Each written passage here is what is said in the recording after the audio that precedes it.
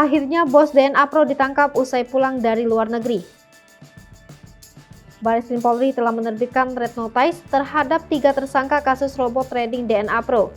Kini polisi telah menangkap bos DNA Pro, salah satunya Daniel AB yang diamankan di Bandara Soekarno-Hatta kemarin pada Senin 25 April 2022 malam.